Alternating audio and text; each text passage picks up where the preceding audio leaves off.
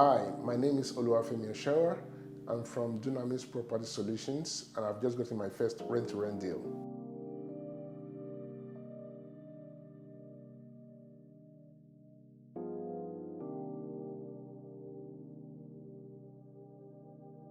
Wow, it's Friday and it's actually pouring, but regardless of what the weather is saying right now, I'm so super fired up to be visiting one of our Wealth Circle Gold mentee who secured his first rent-to-rent property deal on the 1st of April this year. I've been so busy, I've not had the chance to come and have a look at the property for him.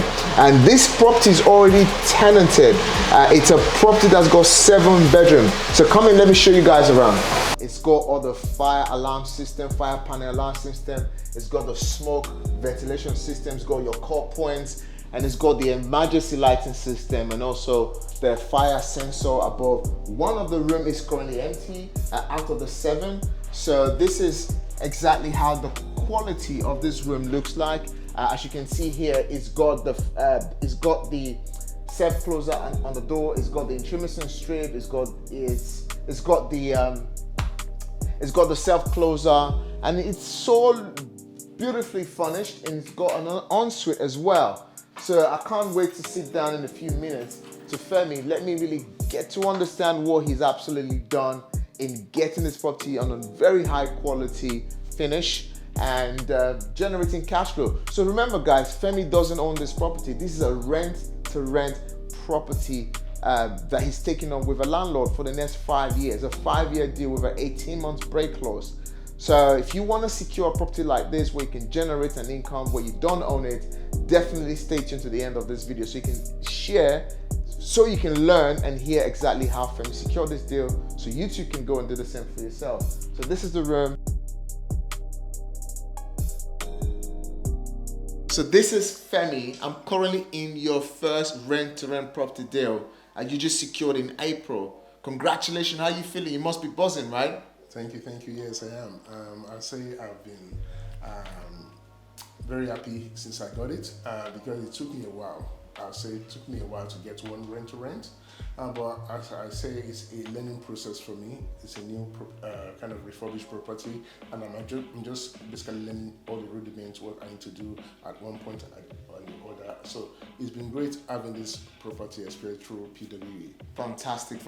So Femi, your journey started, you joined our mentorship program about a year ago, right? Actually, over a year ago. How come it took you so long to secure your first property deal? What were the challenges?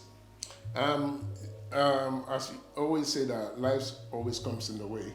Yeah. So there are so many things I've been I had to go through. Even though I do attend the part of the mentorship, but there are some times whereby the things I'm meant to do, like maybe make phone calls, I've not been making so much phone calls, like speaking to agents in order to maybe get properties from landlords and the rest. I've not been doing that as much as I should. But at the same time, I would say other things like, because I've got my day 9-to-5 job, so I've got limited time in that area. So, but in this case, because I noticed that those are the drawbacks I had, I thought it's good to actually go ahead and have a deal sourcer, source this property from it. So that's why I've been able to say I didn't get myself, but I got through this sourcer whereby I've been able to acquire this. So I've been able to overcome my challenges by getting a deal sourcer. Fantastic. So currently this is a 7-bed HMO in the heart of Croydon. How many of the rooms you currently got tenanted? Because we went to room 1 just now, it's currently empty. How many people do you already have tenanted, in this property? At the moment, I think I would say 5. You already have 5 tenants moved in? Yes. And the most amazing thing is that we calculated your deal on a worst case scenario and a best case scenario. And I always say to most of you when I mentor you, I say, do a deal based on the worst case, don't do a deal on the best case. So we basically calculated that your worst case scenario is going to be about 775 or 750 per room, and then your best case scenario was going to be in the region of 900 to 950. So tell us about the numbers you're currently achieving in your rooms, because I know you said to me you're already achieving the top case rather than the lower case. So what are your rooms currently going for? I'll say the smallest room, which I would say, which is behind me here, I would say is going for. I'm looking at 850.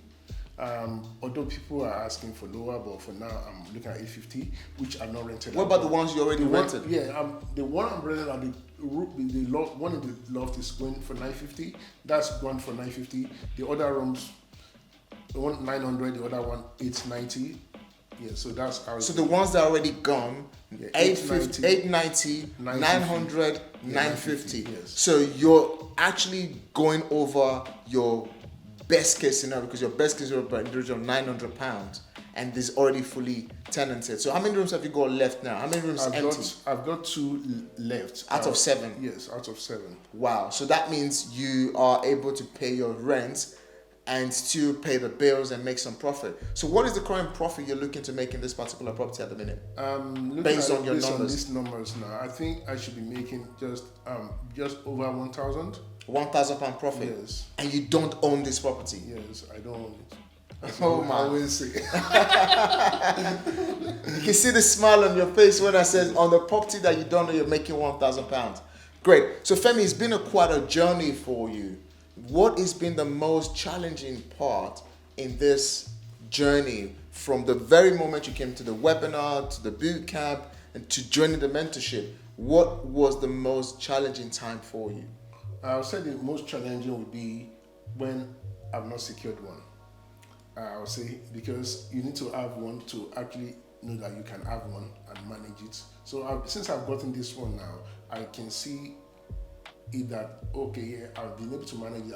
I've got it for over 1 month now. Yeah. I've seen so many things I've been able to do in the property. By the way, I've also been involved in Airbnb booking of service accommodation in the process. So it's given me so much knowledge. Apart from renting to long-term people that want to live here, I've also learned how to work with people that are looking for service accommodation. Oh, wow. So wow, that's quite interesting there. So whilst you're waiting to get in tenanted, you actually put it on Airbnb to generate cash flow. Yeah, I'm Booking.com. I think I really prefer Booking.com. Because, oh, really? Yeah, because it seems that there are people that are really willing to spend money on Booking.com compared to Airbnb. Wow. So whilst you was already getting this property dressed and ready for it to be tenanted, you temporarily rented out on Airbnb first? Yes, because I felt I need to generate some income, and I don't want to be having a story to tell, when it's almost time for me to pay the rent. So I just thought, let me just, I don't want to pay from my pocket. So I just wanted to get money from other people, rent it out, short length, and just get some money, cash flow, and so on and so forth. How was the demand like? The demand wasn't bad. Initially, it was on Airbnb until I actually thought about Booking.com. But Booking.com, I say we have more people coming from there, and I think someone told me that if you link the 2 calendars together, Booking.com will normally still give you what you want, but Airbnb will normally want to shut you down for one reason or the other. I don't know, maybe the algorithm, but for now, I say all the tenants for about 2-3 weeks now, they are all from Booking.com, not from Airbnb. So whilst you already got 5 of the rooms tenanted, yes. Actually 5 of the rooms tenanted, now, yes. You are currently renting 2 of the rooms yes. temporarily. Yes. Wow, that seems very smart. Yeah. That seems very. Have you had any issues with the tenants when people are coming in, going out? Obviously, it's an HMO. Having people going and out, with the last 2 weeks, like you said, has it caused you any sort of issues? Not serious issues. I say one of my main tenants here said that the people that came to use one of the rooms last time left the main door open. So which means that, okay, I just thought about it, that we should put something on the door to close the door automatically. When people go out, it's just shut by itself. So that's what came to my mind. That would be a self-closer. Yes, self-closer. So that's what is going to solve the problem. Yes, that was it. So, but apart from that, there's not been issue with like anybody damaging anything or breaking anything. There's not been one. Apart from one curtain in room 4 that I think I need to fix. Okay. Apart from that, there's not been any serious issues. Wow. I mean, this is quite very creative of what you just said here. So you got the property as a 7-bed, already tenanted with 5 tenants. You've got 2 rooms left, and within the next 2 weeks, you've actually been renting it out to temporary short stay lets, which allows you to pay your rent, so you don't want to have a default tenancy term with your landlord, correct? Yes. Great. So guys, oh man, listen, Femi, there's been so much knowledge that you've already shared, and it's so good to kind of go through your challenges. So what is the next thing for you? You know, like now you secure the first one, what is the next thing for you? Obviously, we can see it's really, really nicely done in here. You spent some good money in furnishing this property. What is the next thing for you now that you've secured the first one? Next thing for me is that I want to get something similar to this. It might not be as big as this, but whereby they all have ensuite. And I'm thinking of maybe just for doing some service accommodation.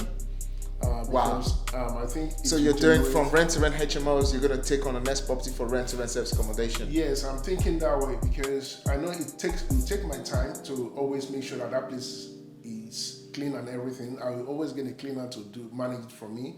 But I know if I can really look at the market and I'm able to do that, I think it will work for me that way. Okay. Yes. So just in closing, right? So right now you've gotten yourself into the ladder by taking on your first rent to rent as an HMO, but you're thinking you want to take on another rent to rent, but this time around it's going to be service accommodation. Yes. I always say this is all about getting onto the ladder, because once you get onto the ladder, it opens up what you don't know, all right, and then opens up your mind to becoming so creative. So it's good to know that you want to transition from the rent-to-rent HMO to rent-to-rent service accommodation, and it's absolutely amazing to do that. So just before we go, just to reconfirm again, you're making £1,000 from a property that you don't own. Yes. Wow. So Femi, how does £1,000 make an impact to currently what you're earning on a 9-to-5 job? I'll say it's good, even though I know that we have expenditures and so before making it. I basically need to. I've not broken even yet, but at the same time, with what I'm earning my 9-to-5 job, I think that's still ongoing. But the additional money left, which I call this, is going to help a long way. It's basically not for myself, but it's going to go back into the business for investment, and so I don't have to use my personal savings for investment. I will need to use this profit as for investment. So that's the way it's been able to assist me in this area. Fantastic. Femi, it's been an absolute pleasure having your first rent-to-rent deal. But just before we go, what can you say to those who are watching this video and want to get started? Do you think Property Wealth Education is the right education company to help you? I would say yes, it's the right one to help you if you are really interested. You have to have the passion that you want to learn something, and because if you don't want to learn anything, then or you don't really have the mind that you want to learn something, you won't achieve anything. But if you have the mindset that okay, I want to learn something, don't think it's going to be a very difficult thing. Daniel always talk about taking action. The action part is very important, and that is actually, let me say, maybe you get 99% of the training, but the 1% left is the action that you have to take.